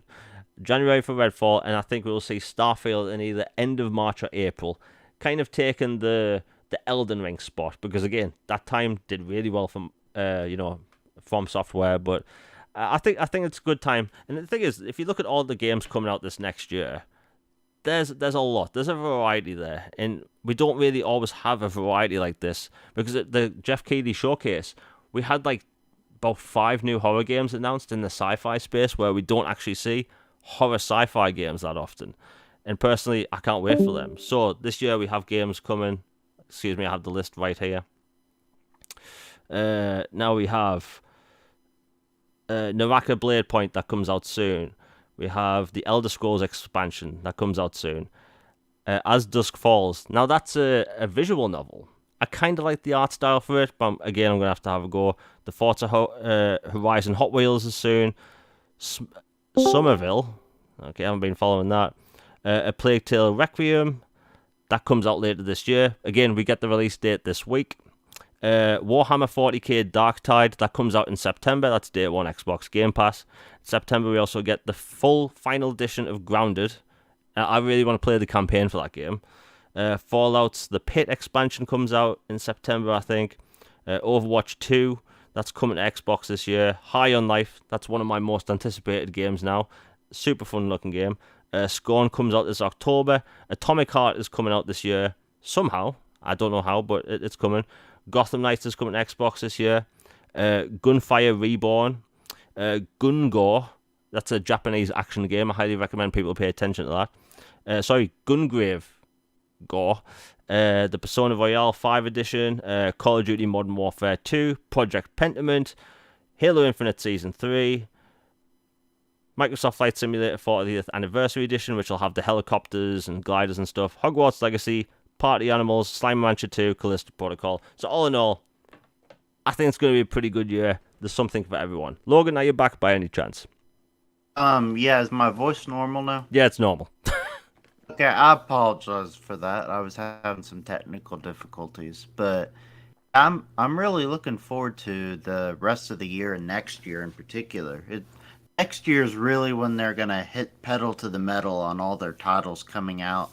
Everything's gonna be in a steady cadence. They're really, really gonna be firing on all cylinders. Can't wait. What I was gonna say about Capcom is I was excited for the DLC for 8. That they're gonna have a third person mode if you want, where you play as Ethan. Then you can play as his daughter Rose in a new story DLC. Then there's gonna be Mercenaries mode, and you can play as Lady Dimitrescu as a optional character. So that was a good tease for me from the Capcom event. Go along with the next gen upgrades for 2, 3, and 7. And then Resident Evil 4 looks incredible. Yeah, Resident Evil 4 does look good. And also another game that was announced. Well, it was announced 5 years ago, but it went through development hell. But it's went back to Warren Spector and his team. System Shock, the remake. That's coming to Xbox. Oh, yes. And it's in its final stage of development. So I think people should look forward to that. I think that's going to come out maybe in November. Because they wouldn't talk about the release date much, but they just said they're in the polishing phase. And that System Shock remake looks phenomenal. And the thing is, as soon as they get out that game, they're going to go back to work on System Shock 3. So, exciting times for sci-fi horror fans. But yeah, it's a good year coming. I don't think anyone will have anything not to play. All platforms, really, there's games coming out.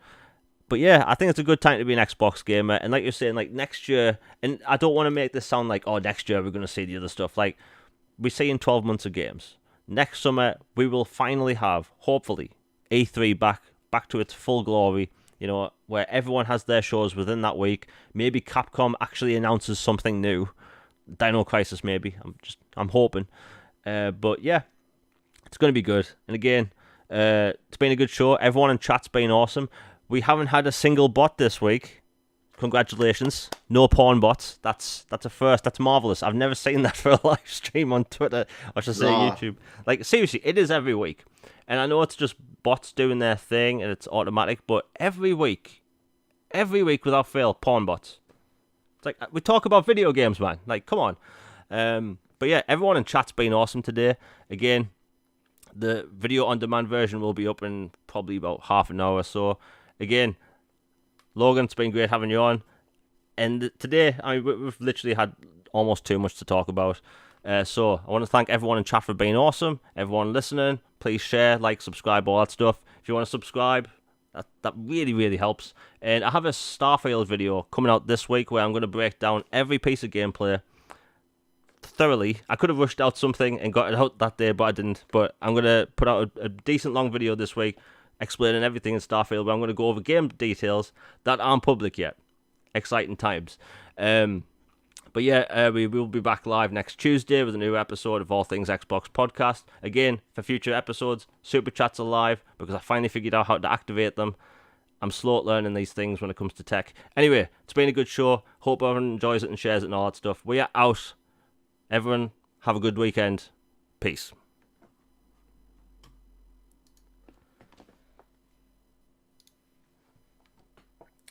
Oh my god.